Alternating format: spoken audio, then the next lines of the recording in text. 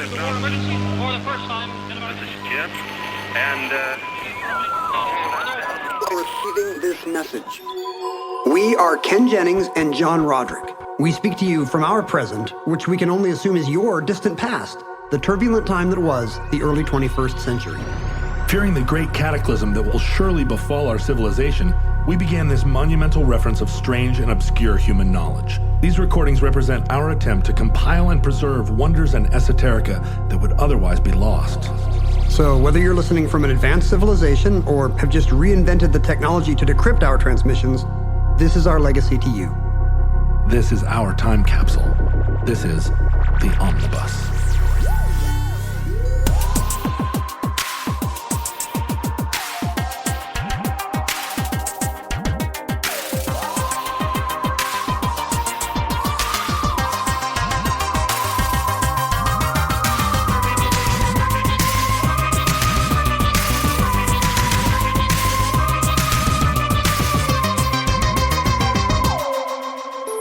You have accessed entry 1306.ES0609, certificate number 9509.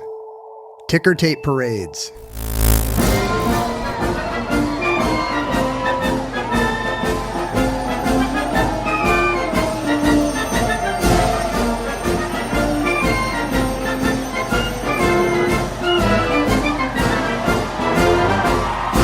When you finally concluded your amazing, historic run on Jeopardy! John, I'm blushing.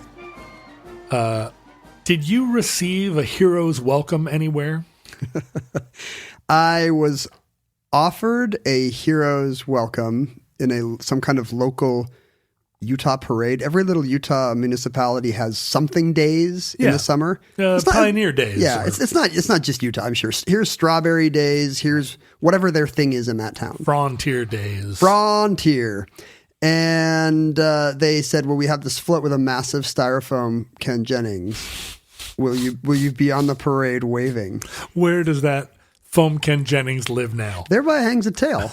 One of my great regrets is that I said no, because I was kind of burned out on all the Jeopardy media, and I was trying to keep a low profile that month, and I did not want to be in Sugar Beet Days or whatever it was.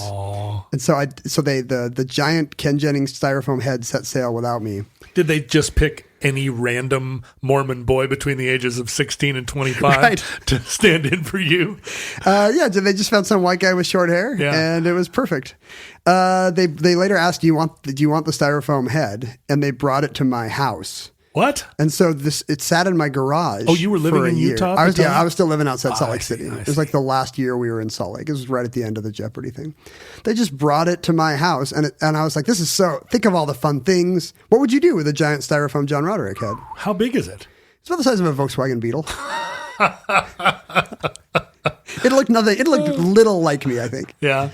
It was definitely a white guy with short hair. I would parade it up and down the street every morning. I thought at Christmas maybe you could like put a big Santa hat on it and put it on the roof, put it on my swamp cooler. Buy an old gas station and put it up on the Union 76. Basically, all Union 76 balls should be painted with my face anyway. In the end, I ended up putting it on eBay. We did nothing with it for a year, and I just put it on eBay for some kind of heart disease charity. And it was bought by somebody at some tech company. I think Woot. I think somebody at Woot bought it. It sat in their lobby for a long time while they wondered why they had done this. And then in some little used meeting room while they wondered why they had done this. And finally, Woot put it up for sale. I've been following the provenance of the giant Ken Jennings head. Right. And it's styrofoam, so I know it survives for futurelings. Right. In whatever era they're in, they've probably passed by it. Well, no, they may worship it at the... like the giant gold Buddha. I hope they're carving a giant John Roderick styrofoam head to go next to it. Well, kind of like the crazy horse thing to overshadow Mount Rushmore. It will probably be made out of the giant Pacific garbage patch. Your fans are carving that into a much, much bigger one. It's already just naturally taking form of my face. Can you imagine if you looked at a satellite photo and the Pacific trash thing was gyring into something recognizable? Yeah, it would be like the man on Mars. How has that not been in a movie yet? Anyway, so Woot put it up for sale, wondering why we have this. And the ex-Woot employee who had moved to a new startup, as tech people do, sure. that's I'm sure does something similar to Woot, but with a name like Grump. Or Right. Sitting there eating free wheat checks out Slork, of right? out of a bowl. From the giant free cereal canisters in the kitchenette. He put down his wheat checks and bought it from them. He rebought it from Woot. Whoa. And so his new company, I think, now has the Ken Jennings head. And Who is this Ken Jennings super fan? just a guy, just a helpful guy. Just a helpful guy. I think he's the guy who at one point reserved my Twitter handle for me. That's nice, although a little creepy. Well, I said I'm never going to use it, and he's like, "Well, if you ever want Ken Jennings, I just got it. So don't use like the real Ken WJ Seattle 95." And so when you came to him, when you decided to become Twitter's number one American comedic voice, you just called him up and said, "Give me that handle." I'm ready. Strap me in. And he gave it to you. No, I forgot actually. I registered Ken W. Jennings and started tweeting, and he emailed me and was like, "What are you doing? I've had Ken Jennings for like 3 years." Right. So it all worked out, but who knows where the head is? And that was my one chance to like marshal a parade. So did the head increase in price with each subsequent purchase? There's been I don't. My guess is it did not track inflation. I see. It did not keep up with inflation. I don't know what the demand for a giant Ken Jennings head is. Yeah. But it was never super high, we can all admit. There weren't like 40 bidders. Yeah. And I don't know if a decade later there's been some rush of regret, like, I wish I'd bid on that head. If that ever comes up again. Right. Have you ever been in a parade? I have, as recently as last year, I watched my son march in the Ballard, what do they call theirs? Norway Days parade. Yeah. Herring Days? What do they call that? Yeah, the Lutefisk days. Lutefisk Days, yeah. So I was kind of running alongside taking cell phone photos. Right. That's as close as I've been to being in a parade. Even when you were a kid, you didn't, some little country parade where you pulled a wagon, nothing like that? Up and down the halls of the elementary school in our classrooms. Oh. Like you go charm the older kids with your cute little kid stuff. I'm guessing you were in the Seafair parade when you were King Neptune. I've been in numerous parades. How many parades would you, to the nearest 5? Well, I would say, I was in the first parade I was in, I think was the Arctic Circle, Alaska 4th of July parade, where I dressed as a clown to entertain the children. It was a dirt street parade. Dirt days, as we always have in our Alaska towns. All those little towns are like gold panning days. And I was working at a gold mine at the time. But yeah, it was just like a country parade where they had a 57 Ford pickup truck and a guy on there wasn't a guy on a unicycle because it was. Was there an Uncle Sam and Stilts? Please. Yeah, that type of thing. Uncle Sam and Stilts. You should be the Uncle Sam and Stilts. And my clown outfit was like I painted my nose and my cheeks and put on a funny hat because resources were scant. You're like, if Alaska is going to half-ass this parade, I get to half-ass this parade. But I have been in about 5 large parades. Wow. Large parades. So I was in the, as a Seattle City music commissioner, I was in the Seafair parade. And then when I ran for public office here, Seattle City Council, I marched in the Chinatown International District Parade, the Gay Pride Parade. Oh, I've been in Pride. Does that count? Did you march in Pride? Yeah. The length? Yeah, of course it counts. It's an enormous parade. Okay. And then I was in the Seafair Parade that year. And then as King Neptune, I was in the Chinatown International Parade and the Seafair Parade again. Your hilarious mythological alter ego character. Yeah, that's King right. Neptune. Sometimes no one knows when John's just going to come into a party dressed as King Neptune. I put on that uniform every once in a while and go, I'll get that call again one day. I just remember they asked me last summer to be in whatever Redmond has. What does Redmond have? WordPerfect days? Yeah, something like that. PowerPoint days, I guess? There's like Burien has a parade every year. Fremont, of course, has the Solstice Parade. The Naked People on Bicycles Parade. So there are a lot of parades still in Seattle, but the Seafair Parade attracts... It's huge. 50, 100,000 people to the downtown Seattle, and so does the Gay Pride. I always accidentally end up driving downtown the night of the Torchlight Parade, forgetting that I'm not going to be able to get past 3rd. No crosstown traffic, but it's an extraordinary experience to be in a parade, particularly when you're seated in the back. You're sitting up on the back of a convertible waving, and people are, waving at you and shouting your name in some cases.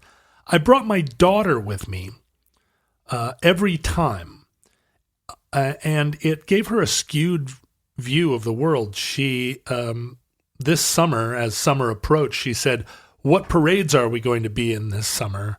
And I had to disappoint her and say, "No parades, sweetheart. We're not going to be in a single parade." Summer has been canceled. And she was just like, "Not in a parade? I mean, what's going on, Dad? Is everything okay?" And I was like, some years you don't go in a big parade. That's an important lesson when kids first have to learn that some years Yeah. you're not going to be the marshal of anything. I think the first year she was really impressed that people were throwing candy. And so she jumped down and started gobbling up candy, but from the... Isn't it the other way around? Yeah, it is. Isn't she supposed to be throwing But candy? she saw other kids getting candy and she jumped down and started from inside the parade. And then she realized it was much more fun to throw candy.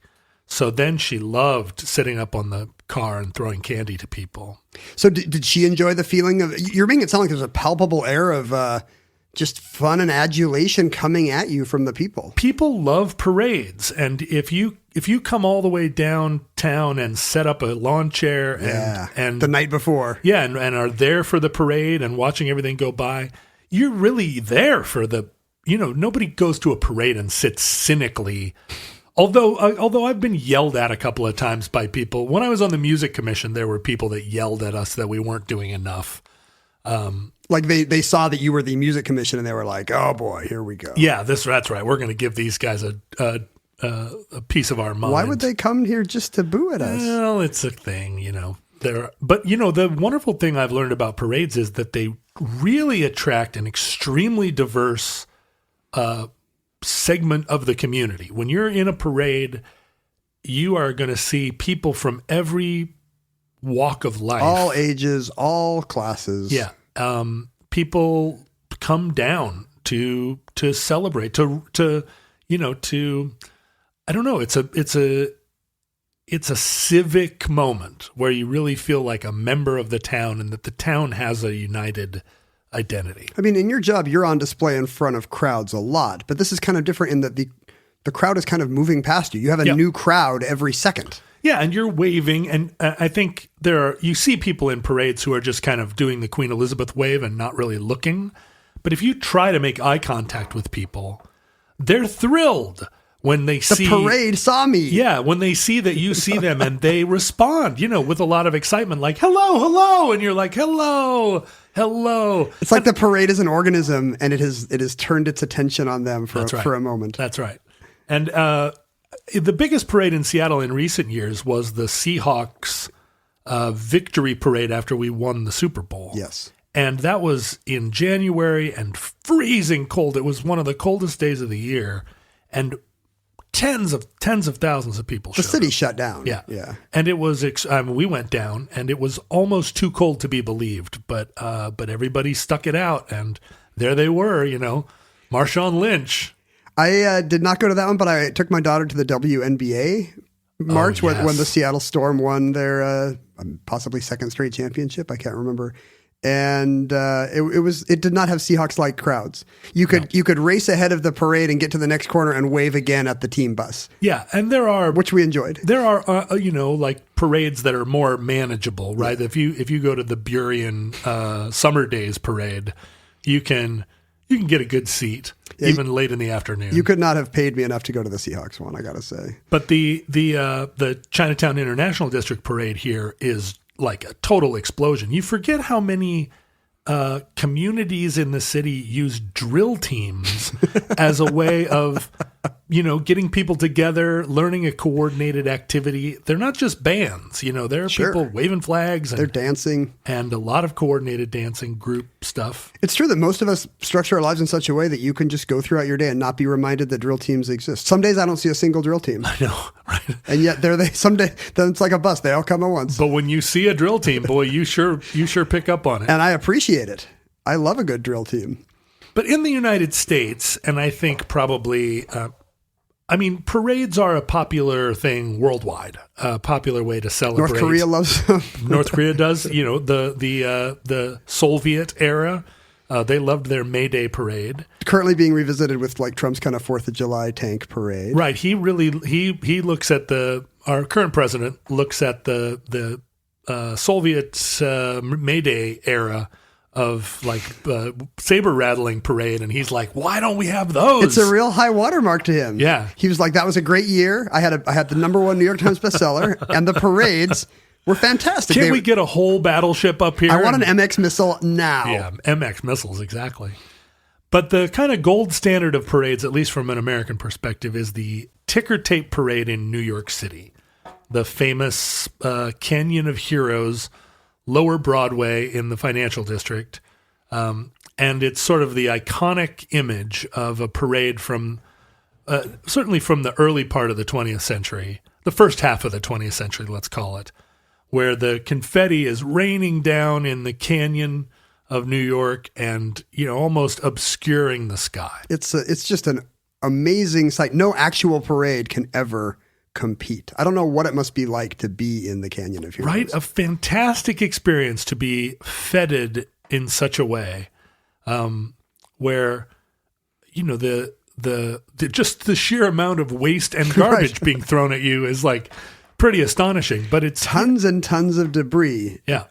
And that's what your achievement meant, whether you orbited the Earth or won some kind of sports championship.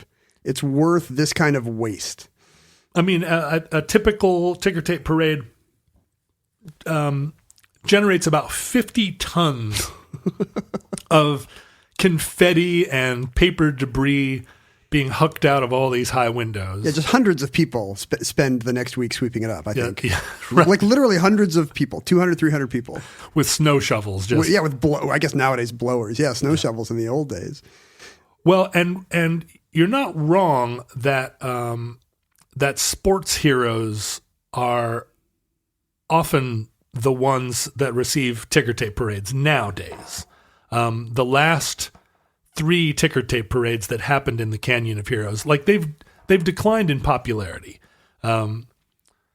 Ticker tape's really declined in popularity, right? Has declined in popularity. I should probably start with ticker tape and what it is and why it became the way that we celebrate people. Right. You wouldn't think, hey, this guy did something really good. Let's throw long strips of paper out windows. That would not be my first thought. Right. Unless you had a plenitude of long strips of paper that weren't very useful anymore. And that's what happened? Well, the first great parade in Lower Manhattan that started there at kind of Battery Park and went up Broadway to City Hall, actually happened in 1824, all the way back. Whoa.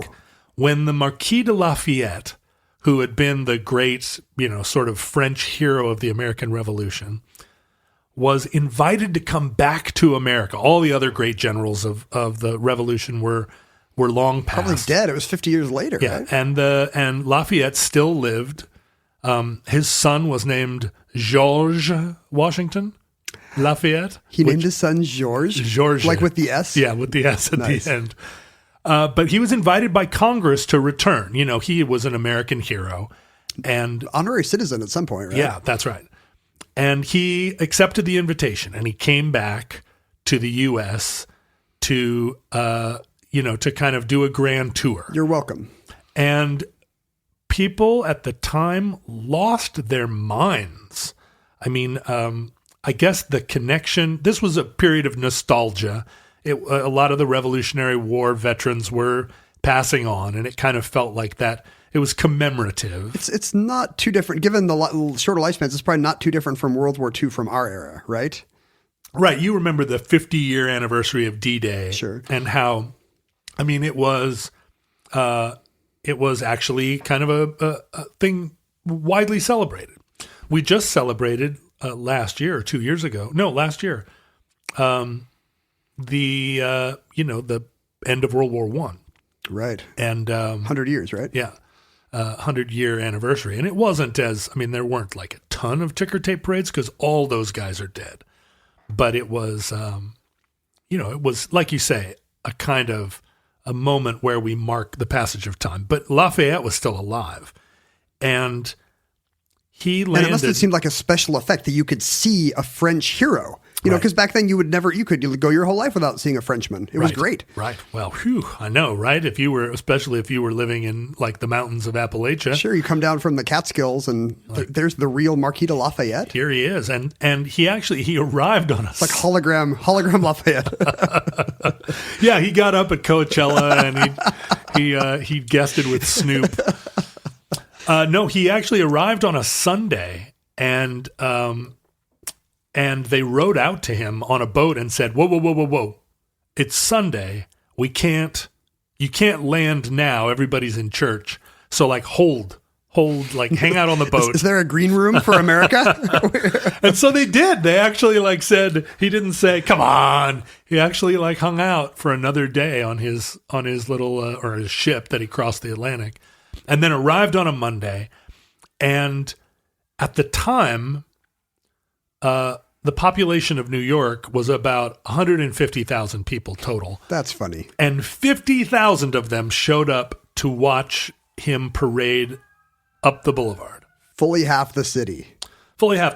And it was there wasn't ticker tape at the time, and there wasn't really. They had not invented the confetti. Having not invented, stocks being a new invention. But people, lined the streets. Other members of the parade became local celebrities for a time. There was a guy that was like leading the horses that captured people's imagination, and he ended up in the newspaper. I was at a Mariners game, and it was 9/11. The firefighter that threw out the first pitch came and sat next to us, and I was just like starry-eyed. Like, wow, you're the guy that threw out the first pitch. Yeah. Like, even though he, his brief moment of celebrity, but I was like, I get to sit next to that guy. Yeah. It's funny how like we think of fame as communicative like that. It doesn't take much, really. Right. But Lafayette continued all around America, and he went on this grand tour and was celebrated everywhere he went. There was a lot of suggestion someone suggested that on the day that he landed, every cannon in America fire simultaneously at the moment he stepped foot on American soil. Whoa. I think that was mooted. Hard to arrange. Yeah, because at the time there was not time zones, right? Well, time zones, and also there was not a method of communicating long distance information. There was still, we relied on Pony Express, and we relied on runners to communicate even short distances. And it was sort of the middle of the 19th century that, the first experiments with electricity and communicating things via electricity happened in the 18th century. Scientists worldwide were kind of furthering our knowledge and trying to capture electricity in a bottle. And one of the first things that it occurred to people to do was use it to transmit information, because it was recognized that electricity traveled fast. Hey, this is faster than a horse. That's right. That's what I still think when I see any electricity. I'm like, wow, this is faster than a horse. I see like an extension cord and I'm like, wow, this is faster than a horse. Still faster than a horse. Still true today, even the best horse. Mm-hmm. When it comes to meat, quality makes a huge difference in texture and taste. And even though it might be better for you and the environment, a lot of the higher quality meat you find at the grocery store is just too expensive for most people's budget. Thankfully, there's ButcherBox. ButcherBox believes everyone deserves access to high-quality, humanely sourced meat at an affordable price. That's why each month, ButcherBox ships a curated selection of the finest cuts right to your home. Choose from 100% grass-fed and finished beef, free-range organic chicken, heritage pork, wild-caught Alaskan salmon, and sugar and nitrate-free bacon. No antibiotics, no added hormones, just meat the way meat should be. And right now, you can get 2 pounds of ground beef and 2 packs of bacon absolutely free, plus $20 off your first box when you visit butcherbox.com/iHeart or use the promo code iHeart at checkout. That's butcherbox.com/iHeart or use the promo code iHeart at checkout. It was funny to think that electricity wasn't initially real. We didn't think first that it was a source of illumination, that it was a source of powering a carriage or cooking a meal. It was really a lot of the early innovations were transmitting some kind of information. They weren't wrong distance. either, you know, like that's still maybe the pinnacle of what we've done. And if it all ends today, I guess the iPhone was the last thing we did.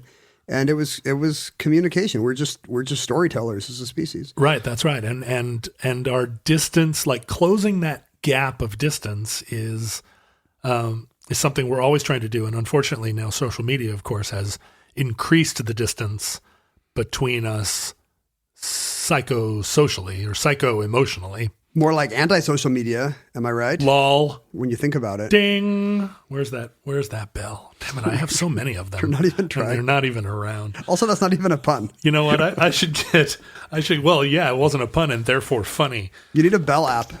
I know, I should. There's got to be one on my phone, right? Well, how come how come we're not like morning DJs with a board of sound effects? Auga. But it was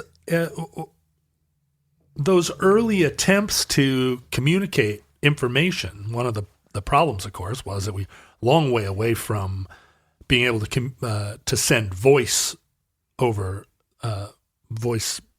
internet protocol Or faced, yeah.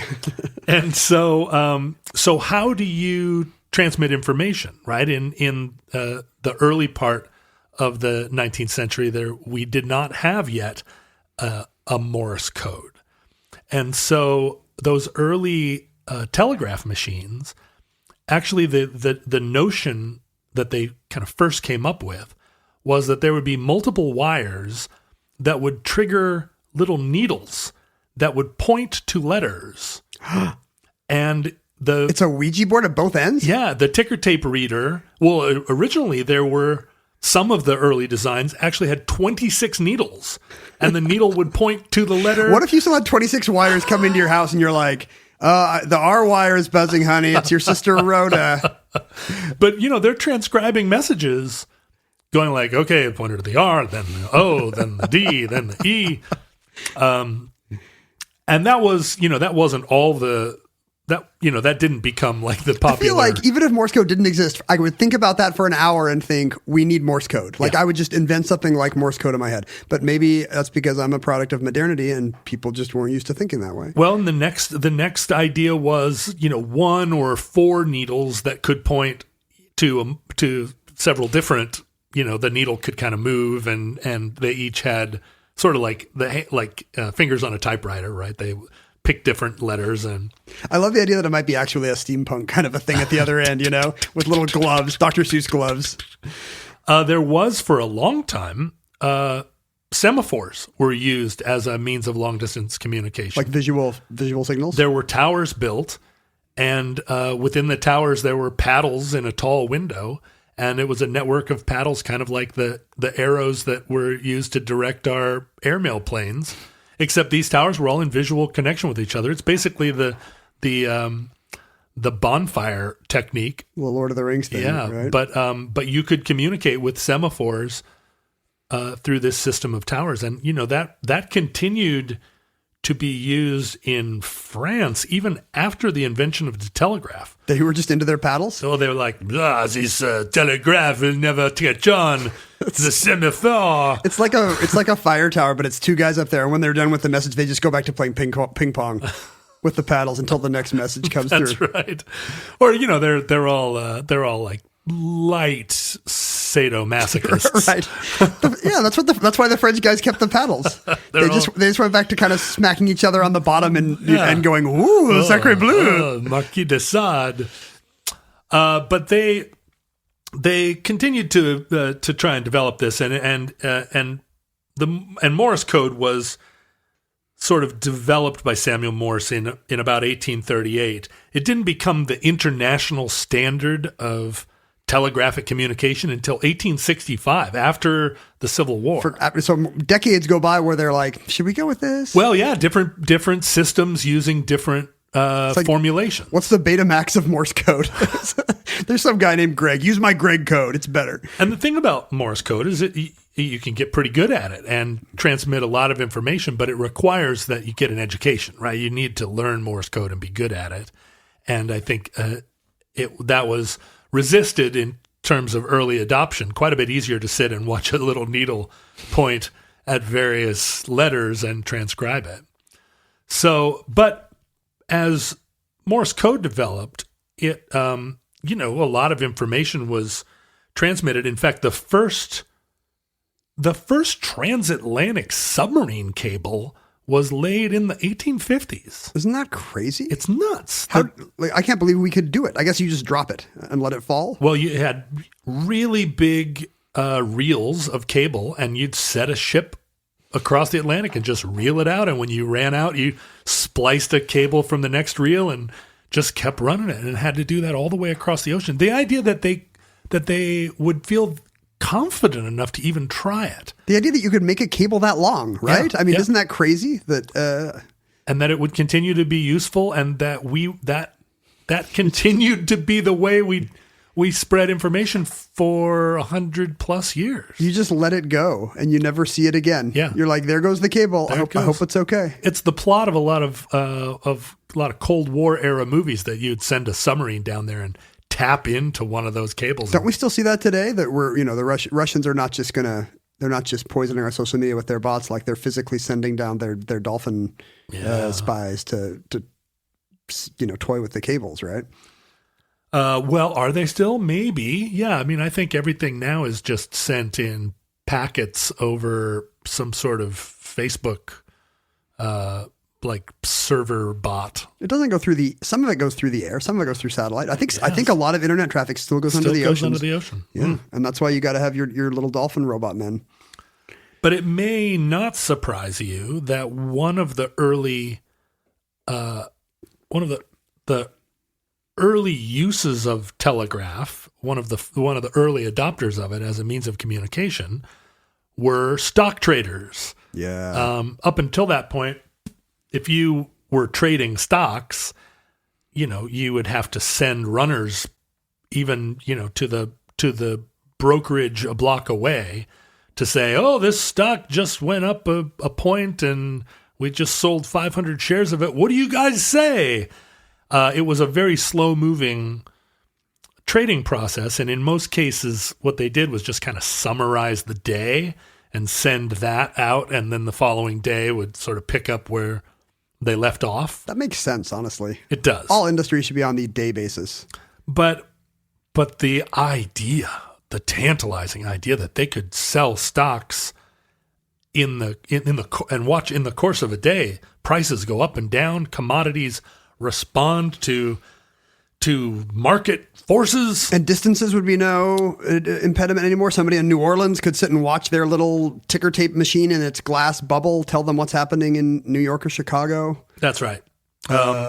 Amazing. That was seen as an incredible bonus. And all of this is happening still before electric light is widely adopted. We're using electricity to trade stocks and then turning off the gas light and going home. That's exactly right. I mean, Bob Cratchit is still putting, a lump of coal into his heater while the ticker is feeding his hunger for stocks. Do you think Scrooge could have actually had one of those ticker tape things in the little glass dome? Like when do those machines catch on? Well, so they start to popularize, or people start working on how to communicate stock prices via telegraph in the immediate aftermath of the Civil War. But it isn't until 1870 when a man named Edward Callahan invents what is effectively the ticker tape,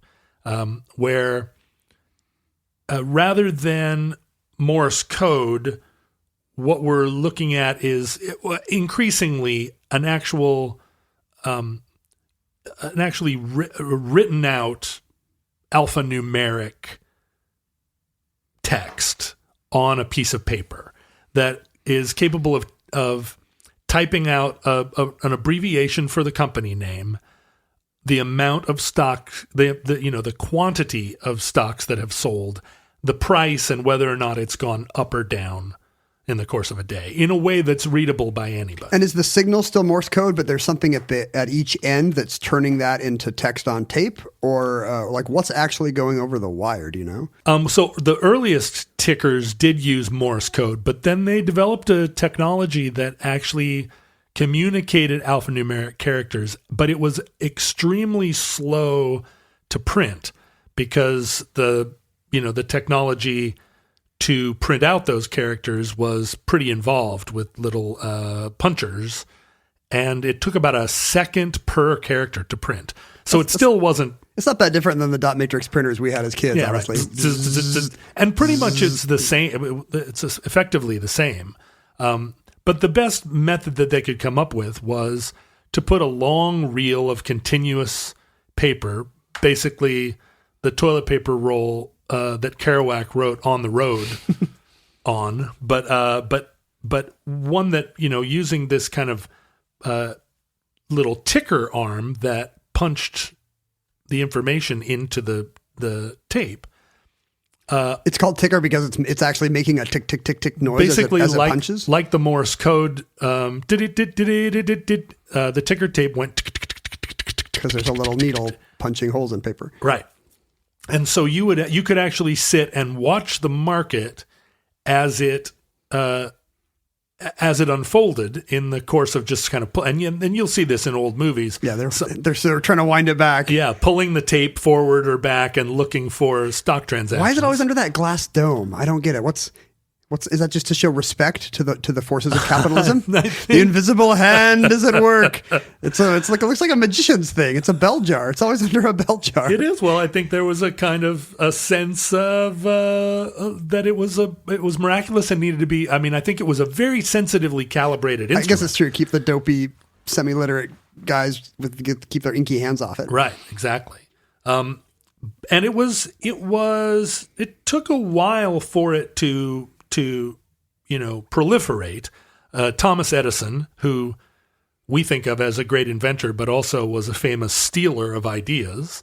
Yeah, other people. Yeah, very good at capitalizing on other people's ideas and not giving them credit. Right. He made an improvement in the stock ticker, and in 1869 put out his universal stock ticker, which became kind of the gold standard. He could just throw the Edison name behind it, and it's just got a different color border, right? Right. By the 1880s, I think there were about 1,000 of them globally, and they were prized items that were held by big brokerages. They're super expensive, super right? expensive and difficult to maintain, and you had to have an operator and so forth. So they didn't, it wasn't like there was suddenly one in every office, and this was an era where there were telegraph machines now. Everywhere. Every railroad station. And all around the world. And then in 1890, it was recognized, we needed there to be some kind of like universal system. And so all the different competing ticker tape companies were all sort of force conglomerated into a group called the New York Quotation Company, which bought all of the different stock tickers and made them one thing. There's a lot of hangover from the stock ticker, right? We still see the ticker is running on CNN. The stock ticker it's is literally stock quotes, right? On CNBC or whatever. It's still in Times Square, just running along the bottom, even though that's not how things work at all anymore. Like it might be better to have small blocks of text appear or to scroll up a screen like a phone does, but we still use that left to right metaphor. Still use that ticker. And we say things like, well, there was an uptick in commerce, and that is... Oh, wow, uptick. There was, you would refer to a price increase as an uptick, and if the price went down, it was a downtick, because this tick was kind of the symbol of commerce, that sound. That was the sound of America booming. That's right. When did we get the idea to start throwing it out of windows? This is like the defenestration episode. You're telling me about all these vast historical forces, and I just want to get to stuff getting thrown out of windows. Well, so the first ticker tape parade was kind of a spontaneous event, and it was in celebration of the inauguration of the Statue of Liberty. Oh. So in 1886, the Statue of Liberty was dedicated. It's just like Lafayette. There's like a French tourist visitor. That's right. Everybody loves them. And we made her wait in the harbor. She's been waiting for over 100 years. She's pissed. But from the Statue of Liberty, right? You would then come to the Battery, the same sort of place that's where the ferries to the statue leave from today. That's right, where the Canyon of Heroes begins. Mm-hmm. And it was, it was such a New York wide celebration that all of these bankers, and 1886, of course, this is after the stock ticker became a kind of universal apparatus. So offices are just generating tons and tons of these strips every day. I have to throw it away at night. And this is the financial district where most of those things would be together. And people just started throwing it out the window. I wonder who the first guy was who was like, this statue owns! Yay! And like he throws the paper he happens to be holding, and then everyone else is like, whoa, that looks great. Look what he's doing. Because it's just like toilet papering a house, if anyone's ever done that. No, I'm sure they haven't. But you huck it and, it unfurls as it flies. And it seems to obey like different laws of physics than you normally see objects following, so it's fun to watch. Yeah, it's like a kite tail that is sort of universally, because the reel itself has weight and mass, and so it's in motion and it is falling. And it's going to keep falling. Its mass is changing as it goes. That's right. The point mass is moving. It's getting lighter and lighter, and it's experiencing more drag from the tail, the stuff behind it. Yeah. So it was a big moment, and we went 3 more years before the next ticker tape parade, which was the 100-year anniversary of George Washington's inauguration. And this was the type of thing that we celebrated as Americans more back then. It was our first centenary of anything. Yeah, right. Like it was the first time in their lives that 100 years ago there had been an America. This was it, right? 1889. It was a big moment, and today we're just sick of it. Oh, it's 100 years since. It's 50 years since the Beatles. Yeah, blah blah blah. Shut up, boomers. But it was the first time there had been a centenary. Like it was like an odometer ticking over for a whole country. And a moment of national pride. It was a moment where, and the stock ticker also represented modernity and technology. Yeah. And so, like throwing iPhones out of windows. Have you always wanted to learn to play an instrument? Maybe you've even tried at some point, but gave up because you felt lessons were too expensive or that you just didn't have the time. Thankfully, there's Musician. Musician is the fun, easy, and affordable way to learn guitar, piano, bass, ukulele, and even singing. Just download the app to your desktop, tablet, or phone and start playing. Musician gives you 24/7 access to a vast catalog of video lessons from professionally trained educators, as well as thousands of exercises and songs across dozens of music genres, all tailored to your goals. And with Musician's award-winning technology that listens to you play, you'll get real-time feedback on timing and accuracy so you can actually see yourself improving as you learn. Start your extended 14-day free trial of Musician's Premium Plus package at musician.com/start. That's unlimited access to thousands of lessons, exercises, and songs on as many instruments as you want for 2 whole weeks. Just go to musician.com/start. That's YOUSICIAN.com/start. But then the following year, no, I'm sorry, not the following year. It was 10 years later before the next ticker tape parade. So some of the collective memory of these parades probably is lost. It's 10 years before something else interesting happens. But in 1899, the first ticker tape parade that celebrates a hero happens, and it's for Admiral George Dewey, who was the Admiral of the Navy, or ultimately the Admiral of the Navy. And he was being celebrated for his naval victory in the Battle of Manila Bay. Spanish-American War. Spanish-American War. This was at a time when Spain was still considered a global power, and they had an undefeatable navy, and America was this sort of plucky... It's like the Lake Placid hockey thing, basically, but with more casualties. And in the sense of the American Navy, almost no casualties. In the entire battle, only one American died. Oh, I'm thinking about other lives, John. I guess maybe you're just counting the Americans. I get it. Sure. Well, I don't really consider the Spanish full human beings. But, you know, Good job with the pie, but and flamenco, right? Except that's, you know, a lot of other people. that's kind of your Andalusian gypsy people you've oppressed very much. The Roma had a lot to do with it.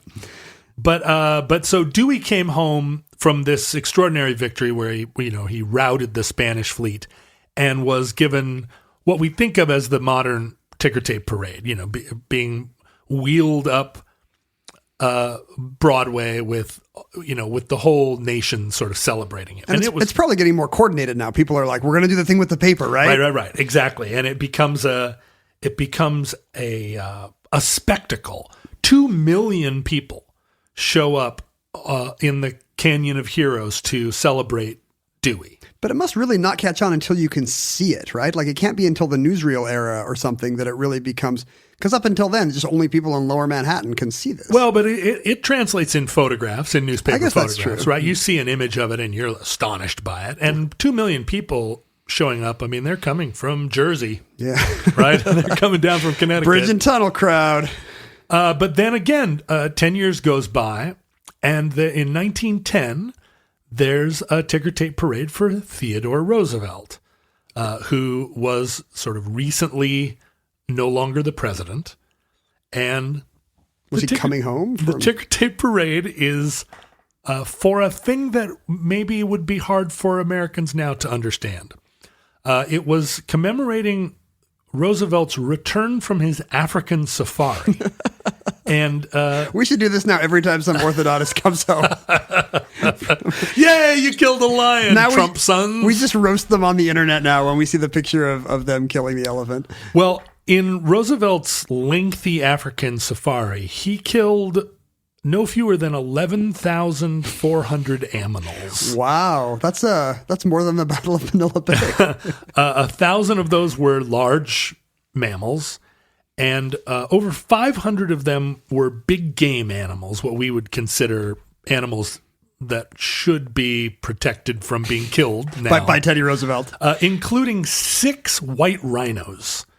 And he was criticized at the time by naturalists. Oh, is that true? Even in his day, but not much. Because he's today's a conservationist legend. You know, all the national parks and what his defense was that his expedition populated the collections of natural history museums all around the country. It's so rough when I travel with my daughter and we try to go to science museums, and if it's a museum that's more than 50 years old. Half of the museum is taxidermy, and it just makes her cry. She refuses to go in any of those rooms. But if you want to, if at the time you wanted to see a zebra, sure, zoos weren't full of giraffes. And it's kind of the argument for zoos today. Sure, is this jaguar happy? Maybe not. But is it good for animal rights if 10,000 more kids can see a jaguar? Maybe. But so Roosevelt got this enormous parade and was, and actually ran for president again. You know, Roosevelt right on the dead wildebeest party. We should do a separate omnibus on Teddy Roosevelt on the Wildebeest party for sure. He's pretty hilarious. But that began a tradition of ticker tape parade every couple of years. Only for major events. When the U.S. won the Olympic Games in those early years, the Olympic team would be feted. After World War I, there were a handful or rather a big one for General Pershing. But, it meant to commemorate the troops.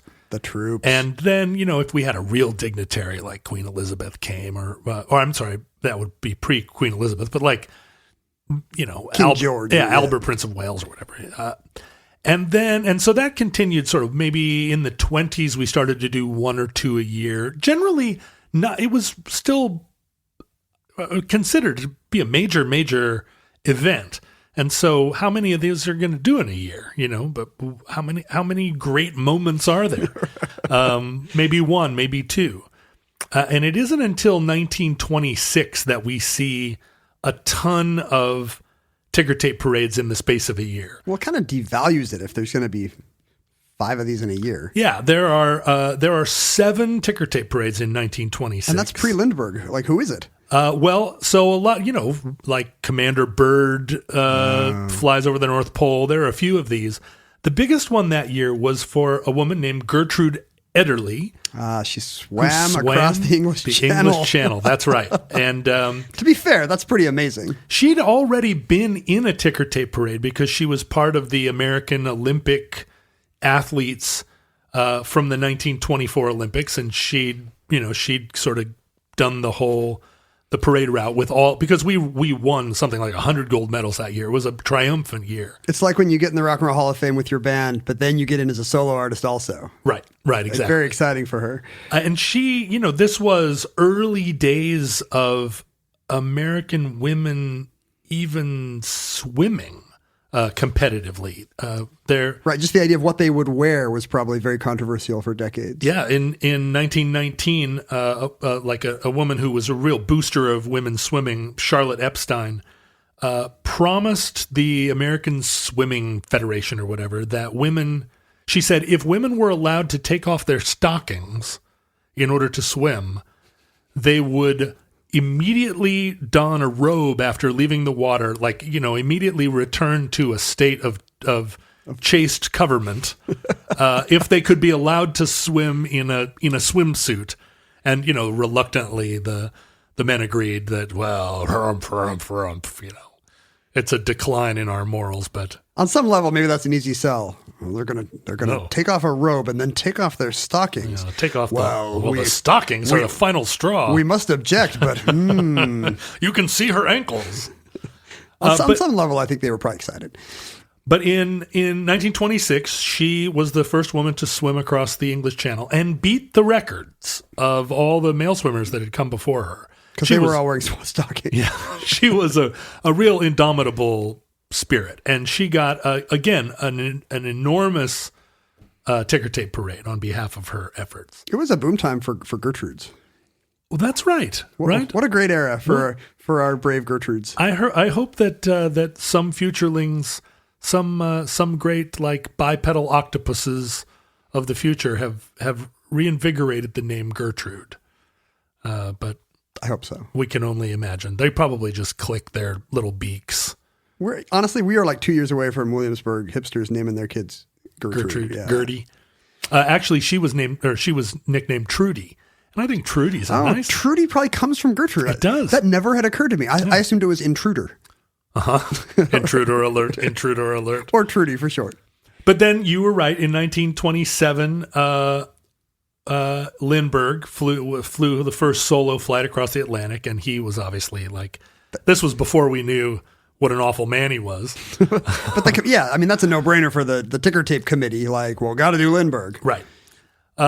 And then, throughout the 20s and 30s, now we're in a place where we're sometimes getting 5 or 6 parades a year. The Depression puts a little bit of a damper on it, but Jesse Owens gets his own ticker tape parade for his.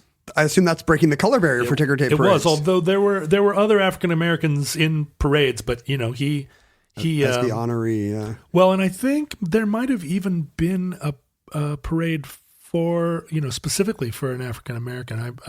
I'm forgetting it. I bet the paper was still white though. Very insensitive. Yeah, that's right. But this was also now a time when the stock ticker had become a ubiquitous feature in business offices. Everybody was following the stock market. Trades were, although the ticker technology hadn't really improved, it was still a pretty slow moving tick, tick, tick, tick, tick. And the ticker remained the only way that stock information was transmitted all the way up until the 60s, when we first started developing other methods, computers talking to one another over the phone.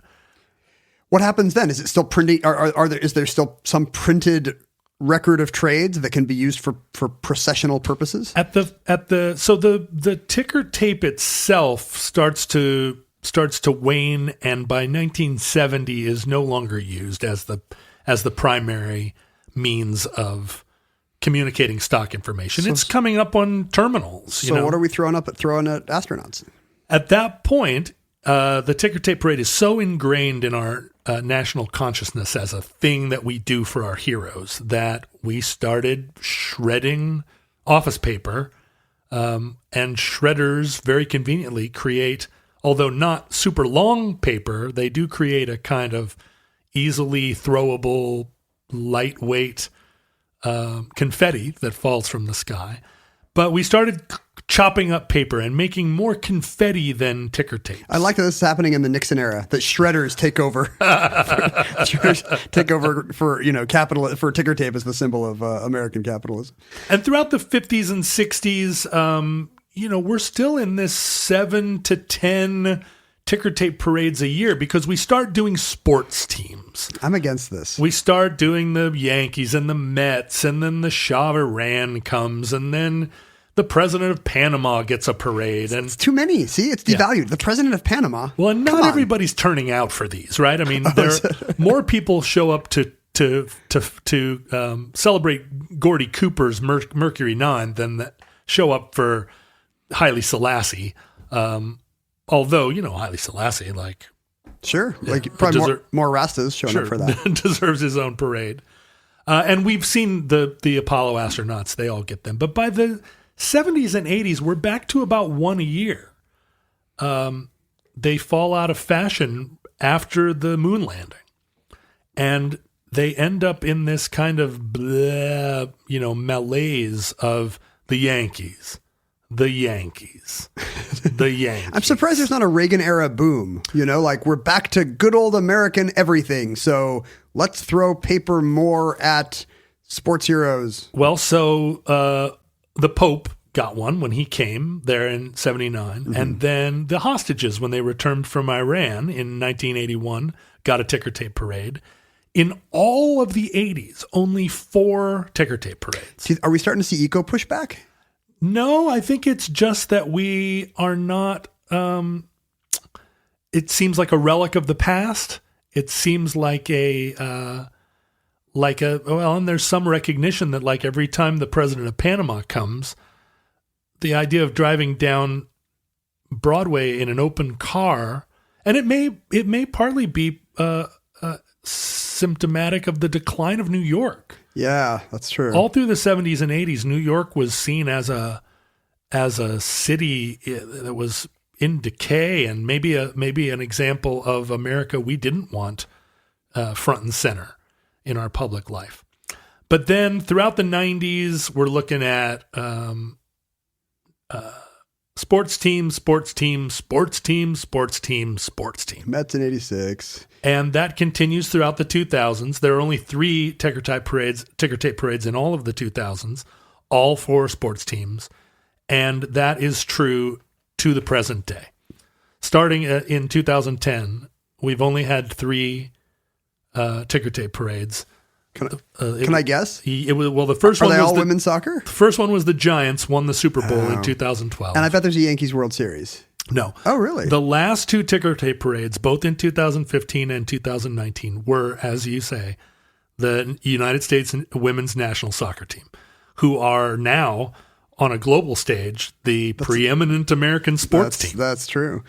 I mean, one thing that must make this harder is that you can't open your office windows today, right? If you have an office in Lower Manhattan, I'm sure it's all climate controlled and hermetically sealed and right, suicide proofed. Exactly, all those stockbrokers jumping out, all the hudsuckering. So it must be harder to even throw paper at Megan Rapinoe or whoever. Well, and also we are now much closer to achieving a paperless office. Yeah. And so I think just to get the confetti to throw out, you'd have to go up to the archives and scrounge up enough material. I read for the last one they had to just order cheap waste recycled paper from the Midwest. Some place in Kansas will just send you strips and strips of paper, and then you go, okay, and you throw it at Mia Hamm. Wow, that's an allegory for the United States, there go our forests, but we did get to throw a lot of paper at Mia Hamm.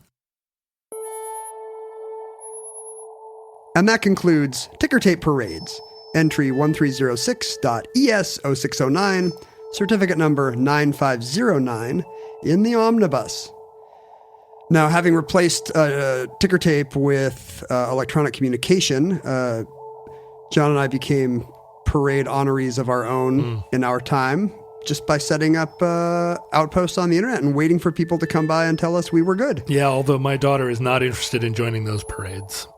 The online parades? No, she does. That's probably good. When I show her my phone and say, look, honey, people praising me on the internet, she's like... Wait, you're showing your daughter your likes? Oh, every time I get a like, I'm like, sweetie, come in. This is not a story about her anymore. This is now a story about you. I definitely show my son if I steal one of his jokes and it does well on Twitter. Well done. That's when I show him. Yeah. And otherwise he'll catch me. He'll be like, my friends all follow you on Twitter and you stole my joke. We were at Ken Jennings, at John Roderick, and jointly at Omnibus Project on many a social media site. Despite knowing that it was bad for us. We also probably didn't eat right or exercise enough. No, true. I had to take an Advil this morning because my body hurt. Not from doing anything, from not doing anything. What part of your body hurts? Well, doctor, it's kind of this whole thing. We were the Omnibus Project at gmail.com. Please communicate, throw paper at us that way. If you want to literally throw paper at us, use the postal system. Send us physical objects. Although, please do not send us confetti. That would not be funny. Let me just get ahead of you on that. You don't want to get like one piece of confetti in the mail? Oh, maybe one piece of confetti. You can send anything. Confetti is nice and light. It's very efficient to send in the mail. P.O. Box 55744, Shoreline, Washington 98155.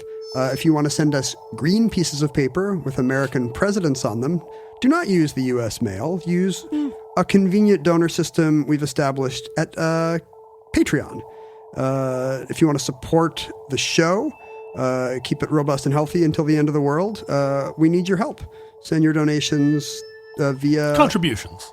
Yeah, contributions. That Support. seems better. Let's say support. Donations seems like we're starving in Africa. Yeah, we're not ringing a bell out in front of a supermarket. We're putting on a show, a big professional Because we're operation. doing fine. It's unseemly for me to ask for a donation. Yeah, give us your support, your financial support for our... Your allegiance. Hard work. Your allegiance. Yeah. Your loyalty. In America today, the only way we can show love is through money. And so show your love. Pledge yourself to us and our principles with the power of capitalism. Our Patreon is at patreon.com/omnibus project. What did I not say? Did you say, email us at theomnibusproject@gmail.com? I did the email. Did you I say did the postal the address? mail. I think you said it I all. didn't say the future links. There's a group of listeners commenting currently about juggalos. Right. They had a lot to say about juggalos. But they did. And probably less to say about ticker tape parades. I don't know. You never know what they're going to glom onto. When will we have a ticker tape parade for the juggalos? That's what I and every other juggalo wonders. Also, on Reddit, you'll find us at the Futurelings on Reddit, and they are increasingly a lively bunch. I think there are quite a few Redditors who listen to our show who have yet to go over there. And I am one of them. Let me encourage you to run over to the Futurelings and get involved. Is it the Futurelings? Is that the name of the thing? It's Futurelings/Futurelings. Their numbers are growing. They are legion. Oh, that does work. Yeah. And they're, they're a merry crowd because, as you know, Reddit is a wonderful supportive environment where no anonymous people ever say anything rude or aggressive. Welcoming to everyone. Yeah. Our corner of it, at least. Futurelings, from our vantage point in your distant past, we have no idea how long our civilization will survive. We hope and pray that the catastrophe we fear may never come. But if the worst comes soon, this recording, like all our recordings, might have been our final word. Oh, I like the new tense. But if Providence allows, we hope to be back with you soon for another entry in the Omnibus.